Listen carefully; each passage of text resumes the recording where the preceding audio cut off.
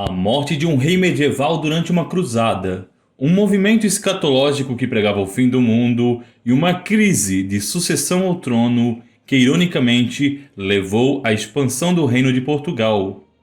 Parece um enredo de filme maluco, não é mesmo? Mas essa foi a história desse país no início do século XVI. Você já deve ter ouvido falar sobre o sebastianismo, a União Ibérica e outros temas semelhantes. Mas conhece a fundo o processo que levou os portugueses a esperar que seu rei voltasse dos mortos para salvar o país? Não? Então já deixe aquela curtida essencial e se inscreva no canal se ainda não for inscrito. Lembre-se que sua ajuda é sempre fundamental para o nosso crescimento. Mas vamos lá. Toda a questão do sebastianismo começa com o rei de nome, adivinhe só, Sebastião. Monarca governante de Portugal, Dom Sebastião descendia da poderosa dinastia de Avis, que fazia séculos comandava esse país. Sebastião nasceu em 1554 e governaria até 1578. Sim, morreu muito jovem e, para variar, sem deixar herdeiros, o que precipitaria Portugal numa crise de sucessão nunca antes vista. Todavia, para entendermos as razões de sua morte, precisamos antes analisar o contexto em que tudo se encaixava. Toda a formação da nação portuguesa ocorreu em paralelo com as cruzadas. Você pode clicar no vídeo do card para entender melhor sobre isso, mas em síntese, o país era um pequeno ducado no norte da Península Ibérica durante os tempos das invasões muçulmanas. Só com um longo processo de reconquista é que o Reino de Portugal foi formado, e ainda mais tarde é que Lisboa se tornou a capital nacional.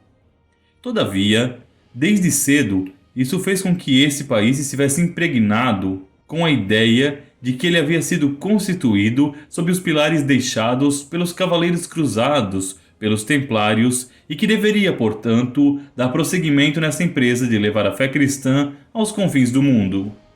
Foi isso, e não por os interesses econômicos, como pretendem alguns historiadores marxistas, que fez com que os reis portugueses iniciassem as grandes navegações. Tanto que essas viagens tinham como objetivo inicial adquirir territórios na África para enfraquecer o islamismo nessa região. Somente séculos mais tarde é que a rota comercial se mostrou viável para o país, essa mesma rota que levava até a Índia.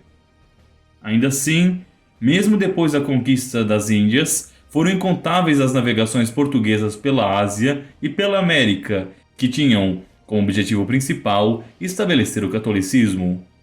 Com isso em mente, podemos entender a biografia de Dom Sebastião. Ele se tornou rei ainda cedo, aos 3 anos de idade, o que significa dizer que o país ficou até sua maioridade nas mãos de um regente, que era seu tio e cardeal, Dom Henrique. Isso garantiu ao menino uma educação forte e ao mesmo tempo religiosa que iria definir os rumos do seu governo. Sempre enérgico, Dom Sebastião investiu na expansão militar com o objetivo de proteger seus domínios no Brasil, na África e na Índia. Em seu nome e homenagem, foi autorizada a construção da cidade de São Sebastião do Rio de Janeiro, que posteriormente viria a se tornar a capital temporária do Reino Unido, de Brasil e Portugal, e após a independência, a própria capital brasileira. Após a reconquista cristã da Península Ibérica, como forma de proteger-se dos muçulmanos, Portugal e Espanha adquiriram muitas posses de terra no norte africano.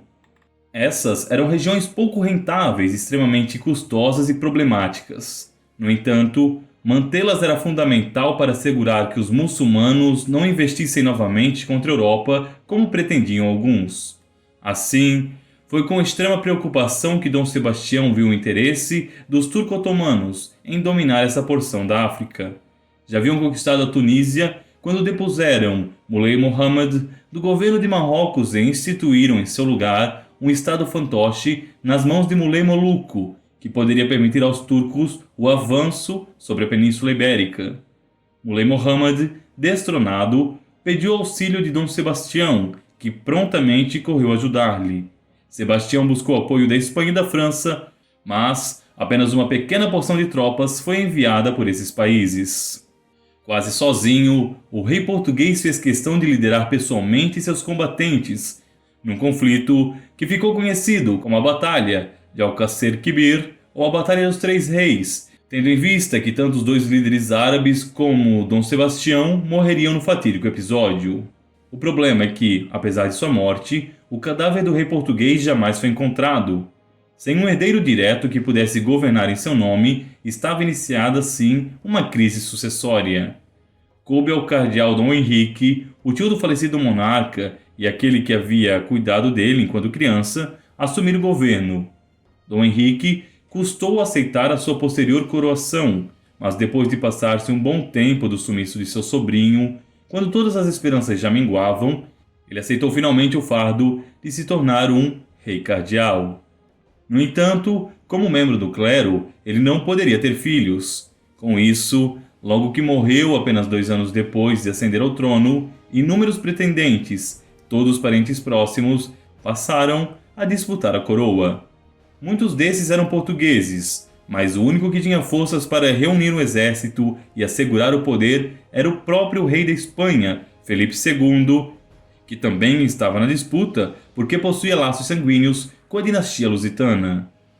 Entretanto, Felipe II, apesar de ter sido odiado por muitos portugueses, que viam sua independência agora subornada ao país vizinho, buscou respeitar as questões internas de seu novo reino, deixando Portugal sob o comando de um homem de sua confiança, o Duque de Alba.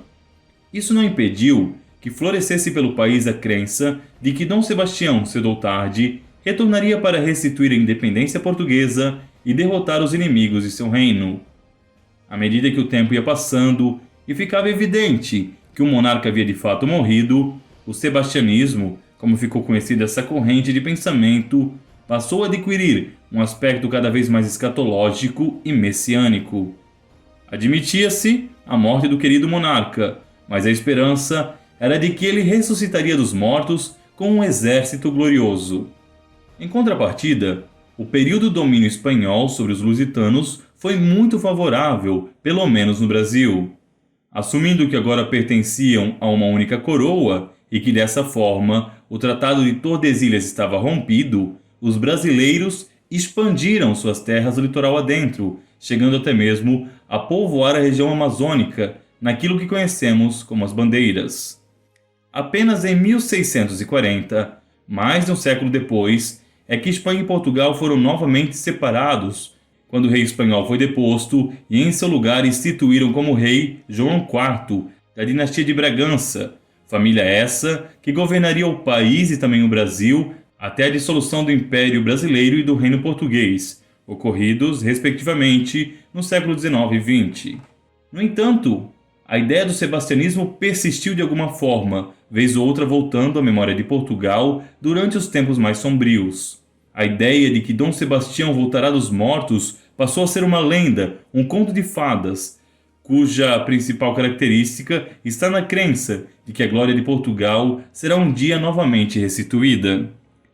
Ela floresceu inclusive no Brasil durante a Revolta dos Canudos. Antônio Conselheiro acreditava piamente que a República, que segundo ele era maligna, seria destruída por um exército glorioso enviado pelo fantasma do El-Rei Dom Sebastião. Também no contestado, em Santa Catarina, como você já deve ter visto no vídeo em que tratamos disso aqui no canal, a ideia dos mortos voltarem para instituírem a glória monárquica estava presente. Caso não tenha assistido, clique no card e acompanhe esse vídeo. A grande questão do sebastianismo está em seu certo saudosismo. O Império Português, com todas as suas aventuras e glórias além mar, colapsou, cedendo seu lugar para o Reino Unido. No entanto, a ideia de que um dia todo esse poderio voltasse a ser reestabelecido nunca saiu da memória dos portugueses e dos povos que eles fundaram. É uma questão de fé. Portugal teria sido uma nação criada por ordem própria de Jesus Cristo, durante o processo de reconquista que já falamos. Disso a se tornar um reino que jamais perecerá é apenas uma questão de lógica. Mas e você, o que acha disso tudo? Um dia, em algum momento, os países lusitanos poderão voltar a ter o seu protagonismo no mundo, talvez liderados pelo Brasil? Dom Sebastião poderá ressurgir?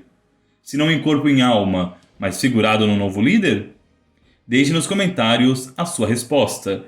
E até o próximo programa, se Deus assim quiser.